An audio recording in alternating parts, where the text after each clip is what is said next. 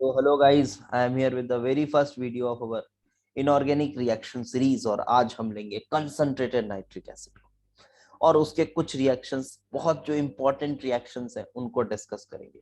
उससे पहले मैं आपका 1 मिनट लेना चाहता हूँ, फिर मैं वीडियो स्टार्ट करता हूँ। ठीक है, तो मैं पहले आपको बता देता हूँ कि इनऑर्गेनिक पढ़ने का सही तरीका क्या है, खासकर ये रिएक्शन वाला पार्ट। कंसेप्ट जो है आप सीख चुके हो, बॉन्डिंग कोऑर्डिनेशन वगैरह वो जो कोर चैप्टर थे वहां कंसेप्ट सीख चुके हो। रिएक्शंस पढ़ने का, टेस्ट्स पढ़ने का सबसे अच्छा तरीका क्या है, आप समझिए इस बात को। जो भी लोग आपको ये कह रहे हैं ना, देखा है मैंने बहुत सारे लोगों को ये कहते कि टीचर्स को कि हम आपको ऐसी इनऑर्गेनिक पढ़ाएंगे, आपको कुछ याद नहीं करना पड़ेगा। कौन कहता है इनऑर्गेनिक में याद करना होता है? देखो, अगर आप ऐसे चक्करों में पड़ जाते हो, ऐसे लोगों से पढ़ लेते हो, तो फिर आपका विनाश जो है वो तय है। ठीक, तय है, बिल्कुल निश्चित, आपको कोई नहीं बचा सकता। तो आप इस बात को समझिए कि आपको बहुत सारी चीजें याद करनी होती है। रियलिटी है, मैं ये नहीं कह रहा सब्जेक्ट बुरा है, नहीं यार, सब्जेक्ट का डिमांड ही है ये। आपको चीजें याद करनी होंगी, इतने सारे एलिमेंट्स हैं, कितने डिस्कवर हुए हैं, कितने नहीं हुए हैं, कौन किसके साथ कैसे क्या रिएक्शन कर रहा है। आप एक जनरलाइज फॉर्म में मैकेनिज्म नहीं बता सकते इसके। तो मैकेनिज्म बहुत ज्यादा एक्सपेक्ट मत करना। कभी कभी क्या होता है, और मैं बता रहा हूँ, कुछ लोग आपको रिएक्शन समझाएंगे, एक लॉजिक बताएंगे कि हाँ यार देखो ये ऐसा हो रहा है, यहाँ पे ऐसा हो रहा है, देखो ये कॉन्सेप्ट है। तो उस कॉन्सेप्ट को ना उस रिएक्शन तक ही सीमित रखना। बहुत ज्यादा ये कोशिश मत करना कि अच्छा वहां ऐसा हो रहा था तो यहाँ भी ऐसा होना चाहिए, उस कॉन्सेप्ट को लेके कहीं और लगा रहे हो।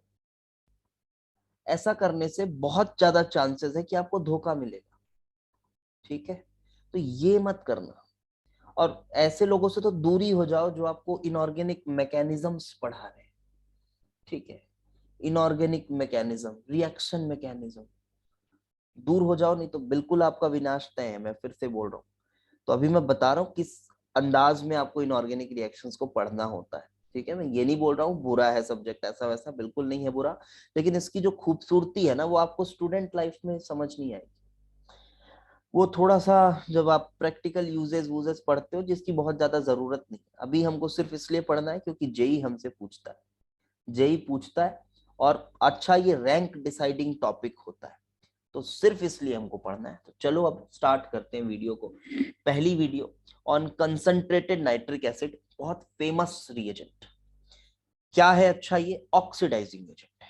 3 4 5 पॉइंट्स लिखा हूं, बस इन्हीं 4 पॉइंट्स, 4 5 पॉइंट्स को आपको समझाऊंगा अच्छे से। चलो देखो क्या है, क्या हो रहा है। सबसे पहले ये बिल्कुल अच्छे से याद करो, क्रोमियम, आयरन, कोबाल्ट और कौन है, निकल, इन सब के साथ जब अपन कंसंट्रेटेड नाइट्रिक एसिड का रिएक्शन करते पैसिवेशन हो जाता है। क्या है पैसिवेशन? पैसिवेशन मतलब फर्दर रिएक्शन नहीं होगा। देखो आप ऐसे सोच सकते हो कि क्या होता है कि जब कंसंट्रेटेड नाइट्रिक एसिड इनके साथ रिएक्शन करता है तो बहुत सारी हीट निकलती है। तो जो क्रोमियम नाइट्रेट बना होगा, क्योंकि क्रोमियम अच्छा रिड्यूसिंग एजेंट है और नाइट्रिक एसिड अच्छा ऑक्सीडाइजिंग एजेंट है, रिएक्शन स्पॉन्टेनियसली हुआ, बहुत ज्यादा हीट रिलीज हुई, तो जो क्रोमियम नाइट्रेट बनता है ना, मोमेंटरीली क्रोमियम नाइट्रेट बनता है, वो इतनी हीट रिलीज होती है कि वो डिकम्पोज होकर ऑक्साइड बन जाता है।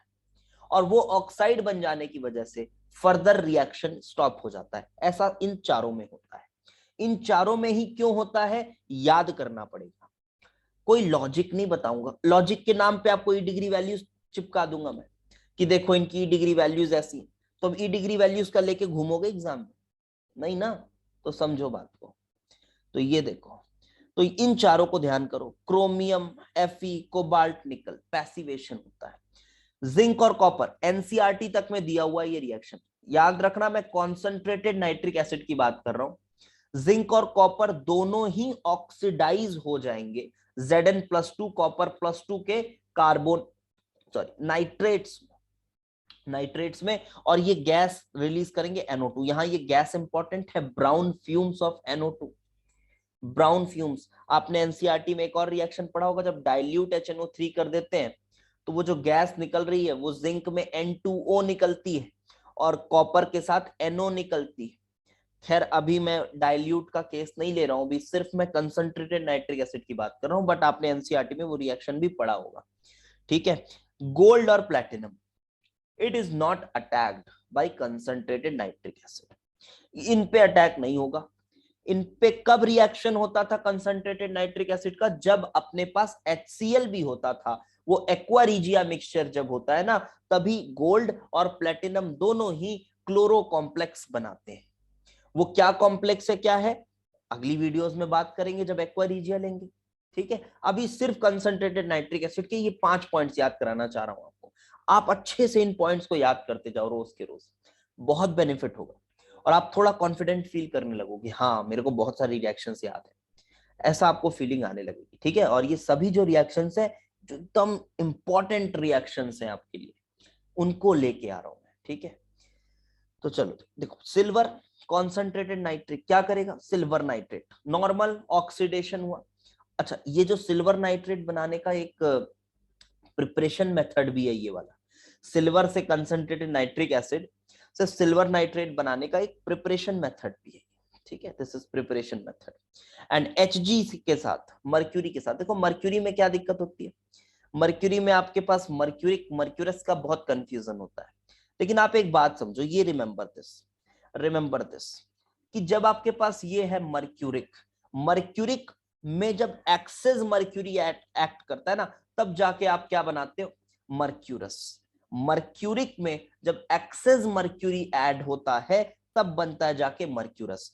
तो अगर नॉर्मली ये दिया हुआ है मर्क्यूरी, अब देखो सच्चाई तो ये है कि यहां इसके अमाउंट पे डिपेंड करेगा कि आपके पास मर्क्यूरिक नाइट्रेट बनेगा या मर्क्यूरस नाइट्रेट बनेगा। बट नॉर्मली कुछ नहीं दिया है तो मैं मान लेता हूं नॉर्मल है, कोई एक्सेस में है नहीं, तो आप नॉर्मली क्या बनाओ, मर्क्यूरिक बनाओ। लेकिन अगर ये Hg एक्सेस में है तो आपको ये बात पता होनी चाहिए बहुत कायदे से कि Hg2 प्लस Hg के साथ Hg22 प्लस बनाता है। इसके जब आप रिएक्शंस भी पढ़ते हो तो आप इसको ऐसे ही तोड़ के पढ़ते हो। इसके जब रिएक्शंस पढ़ते हो ना मर्क्यूरस के, तो आप उसको वैसे ही तोड़ के पढ़ते हो, Hg2 प्लस Hg। तो ये बड़ा इंपॉर्टेंट फैक्ट है कि अगर ये एक्सेस में होता तो मर्क्यूरिक नाइट्रेट ना बन के मर्क्यूरस नाइट्रेट बन जाता। और ये पैसिवेशन जो है उसको भी आप अच्छे से ध्यान रखो। और आज की वीडियो में हमने कंसंट्रेटेड नाइट्रिक एसिड के कुछ इंपॉर्टेंट पॉइंट्स डिस्कस किए। अगली वीडियो किसी और रिएजेंट के साथ लेके आएंगे। Yes, keep on watching the videos properly और आप रिएक्शंस को बहुत अच्छे से याद करते चले। ठीक है, थैंक्स फॉर वॉचिंग।